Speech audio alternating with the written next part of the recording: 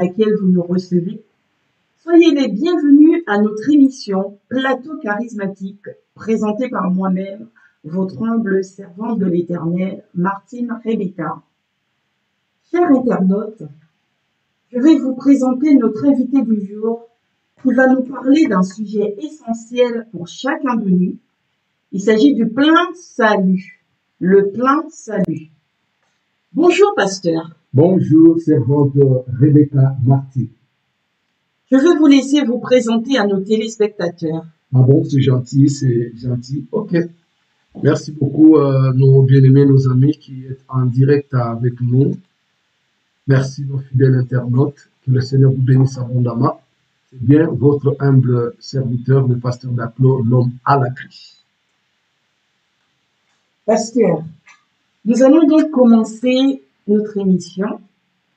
Vous allez nous parler du plein salut. Pasteur, pouvez-vous nous faire une introduction sur le salut afin que nos téléspectateurs comprennent de quoi nous parlons? Wow, qu'est-ce que le salut? Le salut, c'est un sujet très, très, très important. Les saluts, vraiment, c'est un sujet par rapport à la Bible, par rapport à l'humanité, par rapport à la création. Le salut, vraiment, c'est un sujet très, très, très important. Et c'est la base même de la Bible. C'est le plus grand sujet de la Bible, le salut. Effectivement, nous voyons, on peut introduire ce sujet par le livre de Romains, dans Romains 8, 28, qui nous dit que toute chose concourt au bien de ceux qui aiment Dieu et ceux qui sont appelés à son dessein. Appelés à son dessein. Donc, le dessein de Dieu qui est le salut. Oui, le salut, c'est le dessein de Dieu. C'est un sujet qui est fondé sur l'éternité. Parce que Dieu est éternel. Oui. Alors, le salut aussi est éternel. Alors, le salut en soi, c'est juste, il a beaucoup d'effets. Il a beaucoup d'effets. C'est le fait peut-être de sortir de l'esclavagisme, le fait de sortir de la prison, le fait de sortir du noir, le fait de sortir de la maladie, le fait de sortir de la captivité. Et je vais te dire encore vraiment une grande chose sur quoi? Sur le fait de sortir de l'inexistence. C'est pourquoi je peux dire que le salut a été avant la création de toutes choses. Donc, le fait que l'homme soit créé, que l'homme puisse se retrouver vivant dans le monde, c'est aussi le sujet du salut. C'est ça le salut. Donc, si j'ai bien compris, pour résumer ce que vous avez dit, le salut est une délivrance continuelle du péché qui peut se manifester progressivement à travers la sanctification. C'est une vie de discipline qui nous fait sortir, passer des ténèbres à la lumière. Oui. Donc, le salut, c'est aussi sortir du ténèbre à la lumière. C'est sortir du péché à la vie de la sainteté qui est la vie de Dieu. Peut-être si vous me posez la question pourquoi le salut, c'est alors que je vais vous donner une autre réponse. Mais en réalité, salut, c'est sauver. Sauver, c'est sortir de quelque part vers quelque part. Sortir du malheur vers le bonheur. C'est pourquoi tout homme a besoin du salut. L'humanité tout entière. Alors, pasteur, vous entamez déjà ma deuxième question. C'est pourquoi dit-on que l'homme a besoin du salut? Pourquoi dit-on que l'homme a besoin du salut et comment l'obtenir? L'homme a besoin du salut. Pourquoi? Parce que l'homme l'avait perdu. Il avait perdu beaucoup de tout ce que Dieu a mis à sa disposition. L'homme a été créé par l'Éternel notre Dieu. Il a été créé par l'Éternel notre Dieu. Imagine-toi que dans tout son amour, l'Éternel Dieu dans la création, il dit créons l'homme à notre image et à notre ressemblance. Créons l'homme à notre image et à notre ressemblance. L'image de Dieu, c'est la gloire.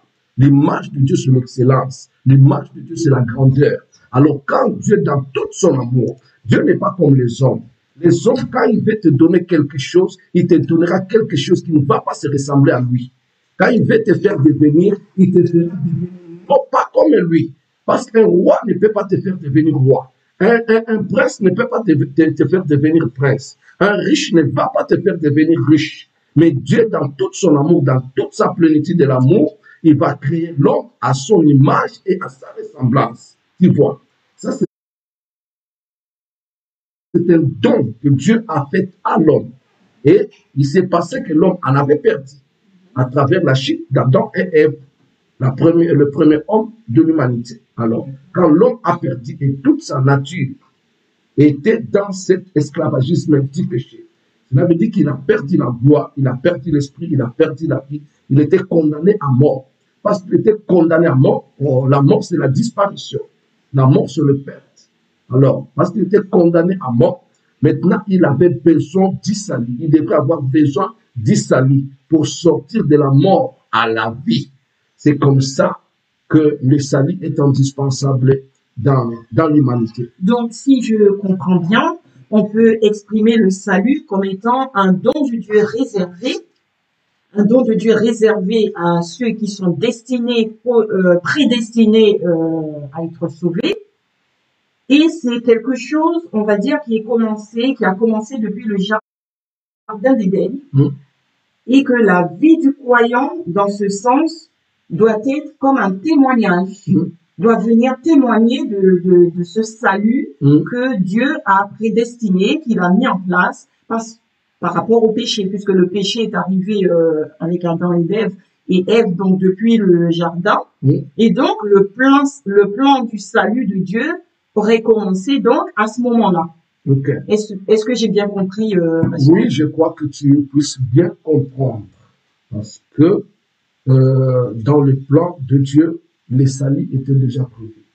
Et laisse-moi te dire que le salut est plus ancien que le péché. Le salut a existé avant le péché. Alors, pasteur, c'était le don d'amour. Alors, pasteur, je vais vous demander, est-ce que vous pouvez plus développer ce que vous venez de dire, à savoir que le salut a commencé depuis avant la création, donc depuis l'existence du monde, on va dire. Le salut a existé avant la fondation du monde, avant la création, donc avant que l'homme soit créé. Et d'ailleurs, la création ou l'existence est aussi l'œuvre du salut, parce que le salut c'est aussi appelé de l'inexistence à l'existence. Le salut c'est aussi appelé de l'immobilité à la mobilité. Donc, quelque chose qui doit vivre doit avoir cette mobilité. Mais maintenant, à cause de la captivité, la chose devient immobile. Donc, dès qu'on le rend mobile, c'est aussi sujet du salut. Dès que Dieu appelle en existence l'humanité, c'est aussi sujet du salut. Donc, le salut a existé avant que le péché puisse être. Parce que le salut, c'est le don de l'amour. C'est pourquoi dans le livre de Jean chapitre, les évangiles, Jean chapitre 3, verset Jean 3, 16, le Seigneur nous dit qu'il a donné son Fils pour sauver toute l'humanité. C'est le don de Dieu. D'accord, c'est un don de Dieu. Donc, ça me revient à vous poser cette question. Comment l'obtenir, pasteur? Comment obtenir le salut? Le salut est gratuit. Tel qu'il est écrit dans la Bible que le salaire du péché, c'est la mort. L'âme qui pêche, c'est celle qui mourra. Le salaire du péché, c'est la mort. Mais le don gratuit de Dieu, c'est la vie éternelle en Jésus-Christ. Ah oui, parce que là, on parle de la vie éternelle. Si on parle de la vie éternelle, c'est qu'on parle maintenant du plan salut. C'est pourquoi on veut parler du salut partiel et du salut total. Alors, parce que vous m'avez posé la question sur le plan salut, là, je vais vous dire que le salut est indispensable. Maintenant, comment obtenir le salut? C'est ça la question. On peut obtenir le salut que par la voie unique, le seul voie, le fait de voie. Il n'y a le salut en aucun autre nom, tel que la Bible nous décrit, rien qu'au nom de Jésus-Christ. Pourquoi le nom de Jésus-Christ? Parce que par un seul nom, un seul homme, le monde entier était péri, était tombé en péril, et par un seul homme, Dieu aussi a voulu sauver l'humanité. Si nous croyons que tous nous sommes victimes du péché d'Adam, et nous devons maintenant aussi croire qu'il est possible que nous soyons sauvés par un seul homme qui est Jésus-Christ de Nazareth. Alors, obtenir le salut, on peut l'obtenir que au nom de Jésus-Christ de Nazareth. Croire à la mort et à la résurrection de Jésus-Christ. Croire à la victoire du calvaire. Donc, c'est par là qu'on peut obtenir le salut. Il n'y a pas d'autre voie pour obtenir le salut. Donc, si je résume bien, vous dites qu'il n'y a pas d'autre voie pour obtenir le salut. Oui, Donc, le salut, en quelque sorte, c'est un don de Dieu, donc qui arrive par Jésus-Christ, donc par la grâce, oui, puisque Jésus est venu pour apporter la grâce au milieu de nous, à oui, son peuple, oui, aux sauvés. Donc, on peut citer Éphésiens 2, dans Éphésiens 2, verset 8, oui, on nous dit que c'est par grâce que vous êtes sauvés par le oui, moyen de la foi. oui, Et cela ne vient pas de vous, c'est le don de Dieu. Comme oui, vous disiez tout à l'heure, oui, c'est un don de Dieu que oui, d'obtenir le salut. oui. Et c'est obtenu par le moyen de la grâce, moyennant la foi. Amen. Donc, en quelque sorte, celui qui n'a pas la foi, qui ne marche pas dans la vie de Christ, puisque vous avez dit que le seul nom qui sauve, c'est le nom de Christ, Oui. celui qui ne marche pas dans la foi, qui ne marche pas dans le, ne peut obtenir donc le salut. Celui qui ne marche pas dans la foi n'a pas le salut. On obtient le salut par la foi, par la grâce au moyen de la foi. Parce que personne ne peut se sauver. Personne ne peut se donner le salut. Aucun homme peut sauver une autre personne. Donc on obtient le salut que par la grâce et au moyen de la foi. Donc l'homme doit croire à la mort et à la résurrection de Jésus-Christ. Et il doit confesser Jésus-Christ comme son Seigneur et son Sauveur. C'est alors qu'il sera sauvé. Voilà. Mais alors, pasteur, j'ai envie de vous poser cette question. Le chrétien qui marche dans la foi, qui est croyant, qui a une vie ecclésiastique, je veux dire, développée, qui est attaché à son Christ, à son Jésus, qui croit à l'œuvre du salut, euh, mais qui, à un certain moment de sa vie, sort du chemin de droiture, on va dire, commet des péchés, des erreurs dans sa vie, comme ça, puisque nous sommes tous pécheurs. Donc, est-ce que le salut, c'est quelque chose qui se garde jusqu'à la vie éternelle, comme il est écrit dans la Bible, ou est-ce qu'on peut perdre le salut?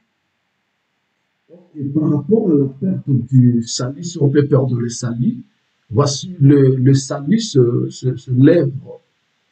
l'œuvre de Dieu. Le salut est un. Donc le salut ne peut jamais se perdre. Parce que le salut, c'est l'œuvre de l'éternité. Si quelqu'un est sauvé, il est sauvé pour l'éternité. Il est sauvé pour l'éternité. Cela veut dire qu'on ne peut pas perdre les saluts. Sauf que là, par rapport à la vie, on peut parler du salut permanent et du salut total, plein salut. C'est pourquoi, ok.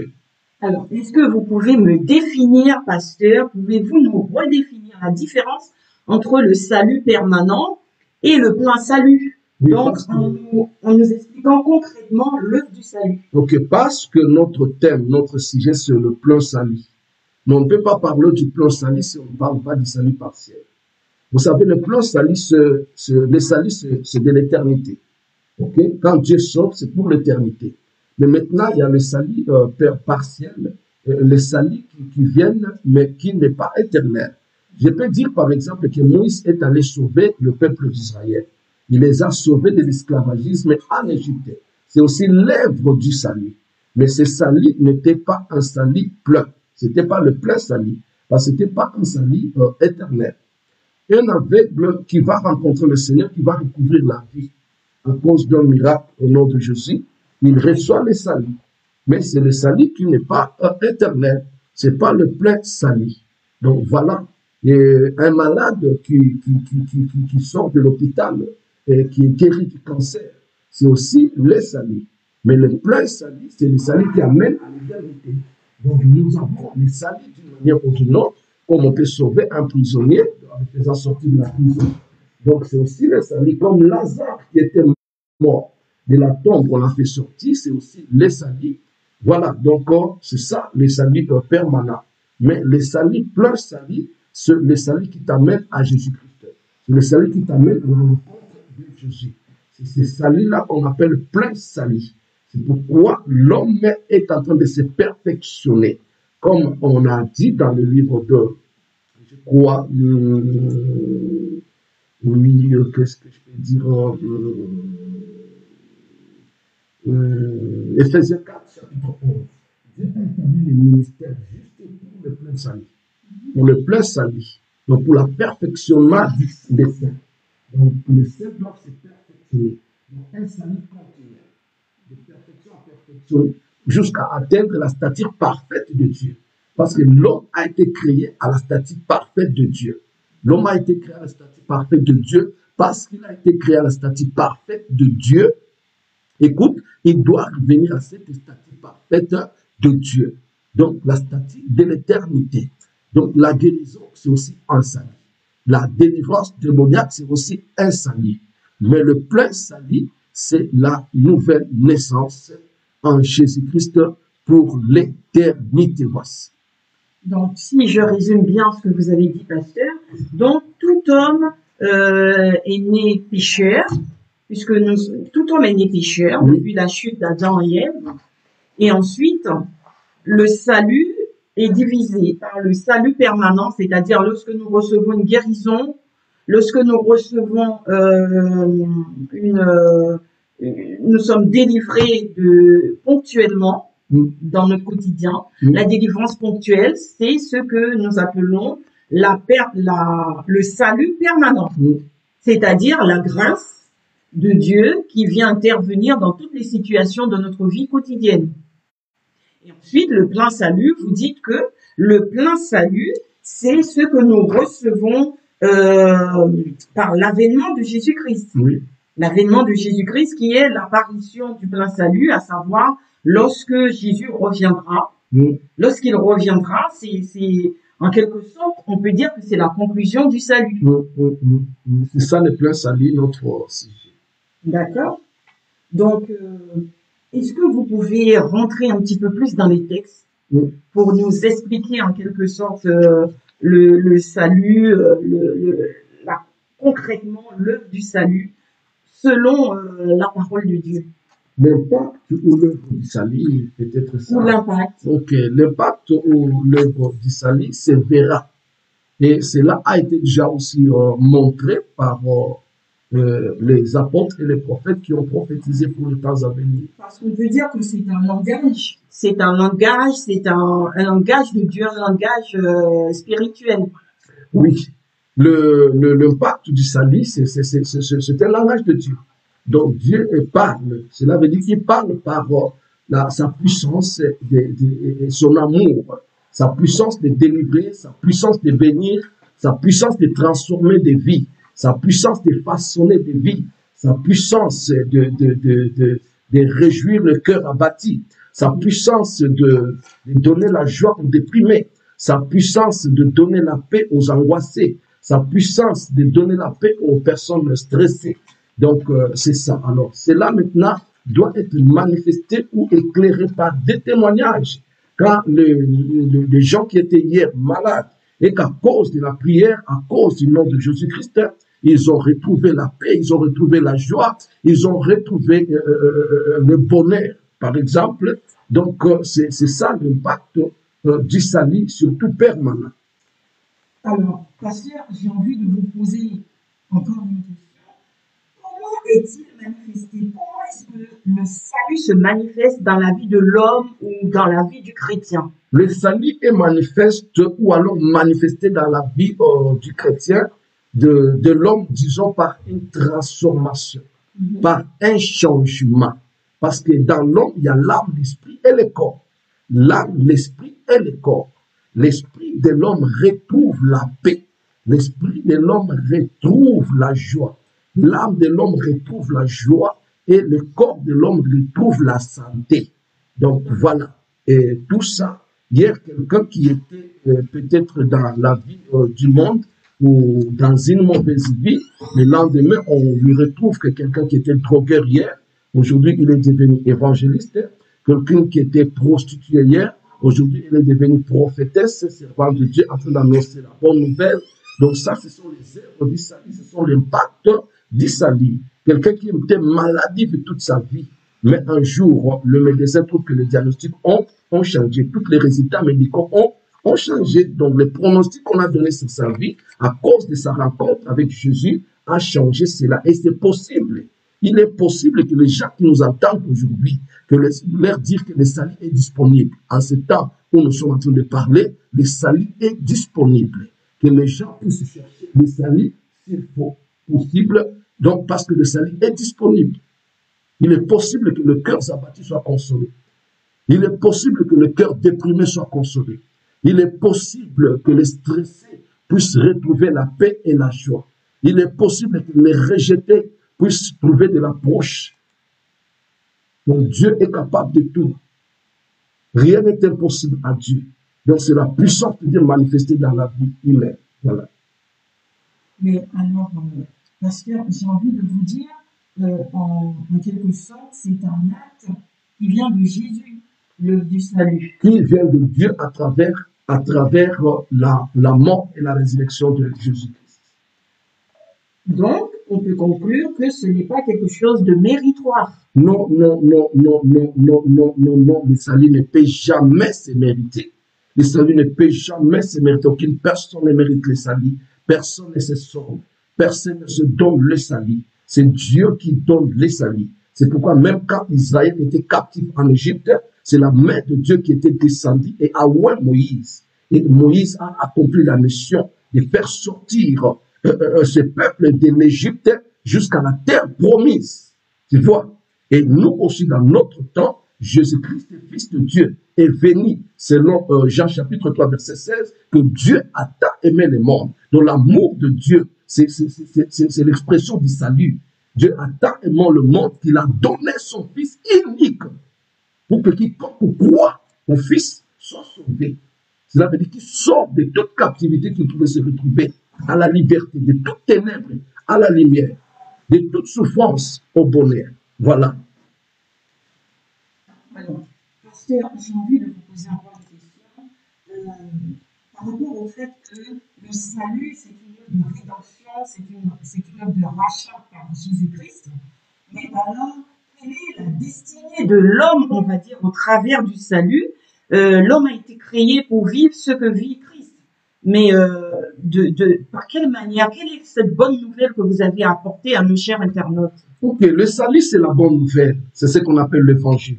L'évangile, c'est la bonne nouvelle. C'est annoncer à l'humanité qu'il est possible. Il est possible de revivre. Il est possible de revivre sa destinée. En fait, de retrouver sa destinée. Voilà. En fait, là où je veux vous emmener, pasteur, c'est que vous m'avez dit tout à l'heure que ce n'est pas une œuvre méritoire, à savoir que on n'est pas sauvé par les œuvres. Donc, d'où le fait que je dis, donnez-nous cette bonne nouvelle pour rassurer nos téléspectateurs, à savoir que ils peuvent être sauvés par le rachat, par l'œuvre de Dieu, l'œuvre de la rédemption de Jésus-Christ, mort à la croix pour nous, mais que ce n'est pas par les œuvres. Donc, donnez-nous les mots, les expressions pour que le téléspectateur puisse se sentir conforté dans son salut. Ok. Ni était la chute de l'homme, le salut n'aura pas son travail. Ni était tout ce que nous connaissons dans ce monde, le salut n'aura pas son impact. Parce que Jésus nous a dit dans sa parole, vous connaîtrez la vérité et la vérité vous affranchira. Alors, donnez-nous cette vérité, pasteur. Cette vérité est que Dieu a tant aimé le monde qu'il a donné son Fils unique, afin que quiconque croit au Fils soit sauvé. Ne périsse pas, mais qu'il soit sauvé. C'est pourquoi le Fils s'est manifesté dans le monde. Il a accepté de mourir. Il a donné sa vie à la croix de Golgotha comme un brigand, parce que tout homme était condamné à mort comme brigand. Et notre Seigneur Jésus-Christ a pris la place des brigands, la place des malfaiteurs. Si c'est sur le lieu de Golgotha là, qu'on appelle le lieu des crânes. Donc si ce lieu-là était un lieu où on condamnait à mort les brigands, les gens de mauvaise vie, qui n'avaient pas d'autre peine au niveau de la justice. Alors, c'est là où on allait le tuer. Et on les déclarait encore maudit, le fait de le pendre au bois. C'est comme la Bible nous dit que maudit soit quiconque est pendu au bois. Et cette malédiction tout entière, notre Seigneur Jésus est venu l'accomplir à la croix de Golgotha. Cela veut dire qu'il était pendu au bois, pris au bois pour porter toute notre malédiction. Je vais dire à quelqu'un que Jésus a substitué. Jésus a pris ta place. Jésus a pris ta place. Il était déjà condamné, culpabilisé pour toi, mort pour toi, en fait que si tu crois et que tu récupères tout ce que tu as perdu, et que tu récupères tout ce que tu y as perdu, laisse-moi te dire que Dieu est amour, et son amour est manifesté en Jésus-Christ. Donc si tu crois en la mort et à la résurrection de Jésus, tu as le salut avec toi, et le reste va continuer. Voilà. Donc, si je résume, il y a tout dans les saluts. Il y a tout dans les saluts. Même la résurrection. Tout dans les saluts. La guérison est dans les saluts. La délivrance est dans les saluts. Le punissement est dans les saluts. La protection divine est dans les saluts. C'est pourquoi il dit toute arme forgée contre toi sera nulle et sans effet. Parce que Jésus sera comme bouclier pour toi. Il dit qu'il est ton berger et tu ne manqueras de rien. Parce qu'il pourvoira à tous tes besoins. Comme il l'a fait dans les déserts. Avec son peuple, il les a nourris. Donc c'est un bon berger. Il les a abreuvés. Il les a donné de l'eau à boire. Donc Jésus paie tout pour nous, comme il a fait avec le peuple d'Israël dans l'État. Donc l'œuvre du salut ou le plein salut, c'est vivre le bonheur ici sur la terre. Vivre la royauté ici sur la terre et attendre le royaume des cieux. Voilà. Mais alors peut-on perdre son salut? Le salut ne se perd jamais comme ta fille ne perdra jamais. Tu ne perdras jamais ta paternité ou ta maternité. Alors, est-ce que vous pouvez développer? Dieu est notre Père. Il nous a engendrés. Son premier fils s'appelle Jésus de Nazareth. Et Jésus a accepté que nous soyons adoptés. Que nous devenions aussi fils de Dieu par lui. Parce que c'est lui qui avait le dernier mot. Et dès qu'il a accepté, Dieu nous a adoptés et nous sommes devenus enfants de Dieu. Et parce que nous sommes devenus enfants de Dieu, on ne peut pas perdre cette filiation ou cette paternité. Donc, chose qu'on ne peut jamais perdre. Parce que c'est le problème de la relation et de la communion. Donc, une personne par les péchés peut perdre la communion avec Dieu. C'est comme ta fille peut perdre la communion avec toi. Elle peut aller loin de toi, mais elle ne perdra jamais le sang qui est en elle. Alors, nous aussi qui sommes enfants de Dieu sauvés, nous avons la vie de Dieu en nous. Cette vie que Jésus nous a donnée. Le sang que Jésus a répandu à la croix de Golgotha est en toi comme en moi. Donc le salut ne se perd jamais, même pas les péchés. D'ailleurs, la Bible nous dit que là où les péchés abondent, la grâce de Dieu aussi abonde. Voilà que le péché ne peut pas faire perdre le salut, mais peut-être la communion. Et la personne peut devenir vulnérable. Donc il n'a pas la protection physique. Il peut se retrouver malade, les échecs et les problèmes, mais son âme est déjà attachée. Donc elle a déjà l'identité céleste, parce qu'elle est née de nouveau de l'Esprit de Dieu.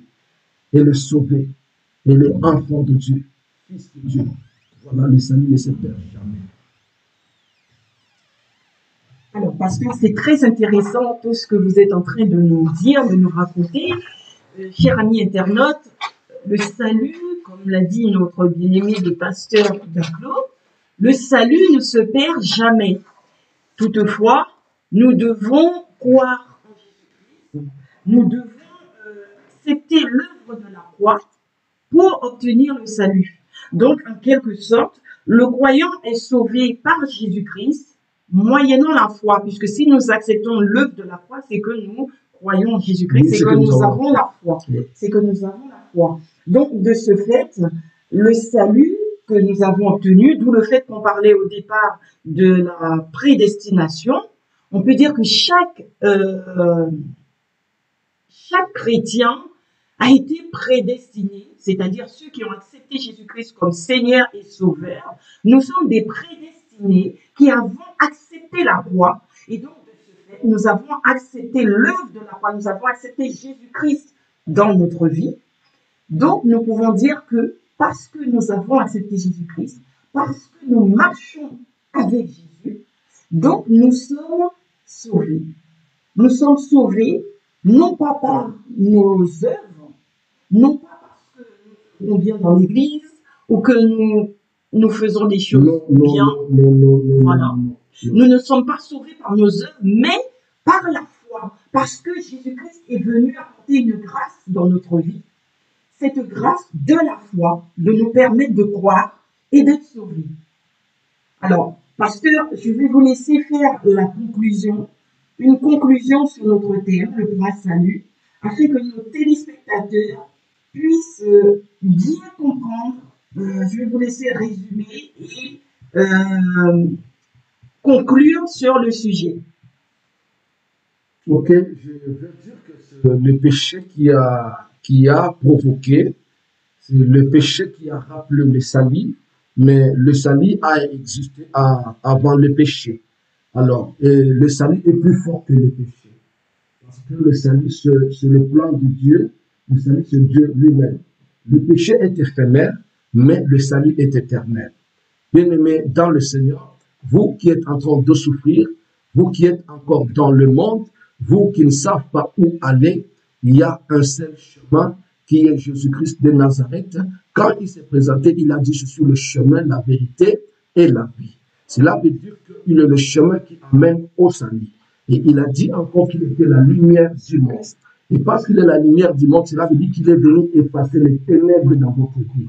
Or, les ténèbres, c'est le diable. C'est l'œuvre du péché et l'œuvre du diable. Bien-aimé dans le Seigneur, ma Bible me dit encore que les ténèbres ne régneront pas pour toujours. Jésus-Christ est venu, le Fils de l'homme, afin que la lumière puisse apparaître. Alors, il est la vérité. Il a dit, vous connaîtrez la vérité vous rendra libre. La liberté, c'est ça, le salut. Bien-aimé, le salut est encore disponible. Bien-aimé dans le Seigneur, si vous êtes à la recherche de quelque chose, par exemple sur le marché en ligne, alors vous trouvez, on dit, disponible. Donc, vous avez toute la possibilité de cliquer pour avoir ce que vous avez besoin. Avez-vous besoin du salut? Avez-vous besoin de la guérison? Avez-vous besoin de la délivrance? Oui, c'est disponible. Cliquez et surtout le nom de Jésus et cherchez, bien-aimé dans le Seigneur, vous serez sauvés et l'Éternel, votre Dieu, vous bénira. Je bénis l'Éternel que ce message puisse toucher une vie qui puisse croire qu'il est encore possible. Ne perdez pas espoir, car le salut est encore disponible. Et le salut englobe tout. Le salut englobe la santé. C'est pourquoi Dieu dit, je prospère.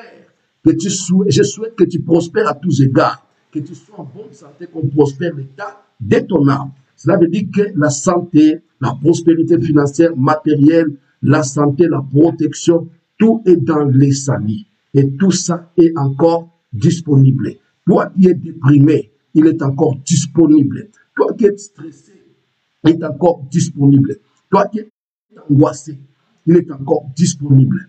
Toi qui es dans les somnies, toi qui ne dors pas, toi qui as des problèmes spirituels, je te dis que la délivrance est encore disponible. Je crois que vous avez le numéro en bas. Vous pouvez appeler et on pourra vous rassurer et vous orienter comment l'obtenir. Nous sommes disponibles. Que le Seigneur vous bénisse. Merci, pasteur. Je vous remercie pour cette belle conclusion que vous nous avez faite.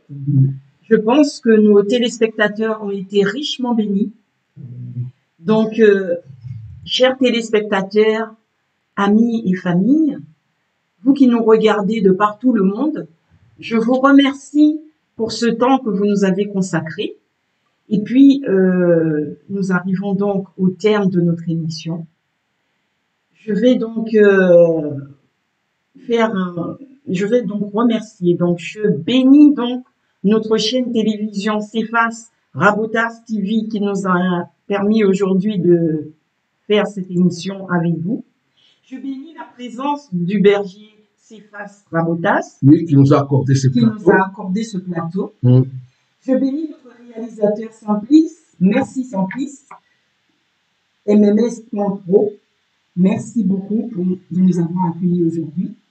Et je vous invite, chers téléspectateurs, à nous visiter dans notre église, la puissance du Saint-Esprit, qui se trouve à Saint-Denis, au 9 rue de la Poterie, à Saint-Denis, dans le 93. Donc, vous êtes tous invités à vous joindre à nous. Nous sommes... Vous ne serez jamais déçus. Voilà, donc nous avons notre surtout culte. si vous êtes à la recherche du salut. Voilà. Nous avons notre culte chaque dimanche, donc de 13h30 à 16h30. Voilà. Nous avons des prières en ligne qui se font chaque matin à 6 heures et le soir à 22 Là, ils heures. peuvent passer par votre numéro pour avoir, Vous pouvez passer par mon numéro qui est fixé là en bas. qui est fixé au bas de l'émission Oui. pour pouvoir avoir les coordonnées, parce que ce sont des prières en ligne que nous faisons. Vous pouvez avoir les coordonnées pour pouvoir vous joindre à nous en appelant au numéro qui est fixé tout au bas de l'émission. Amen.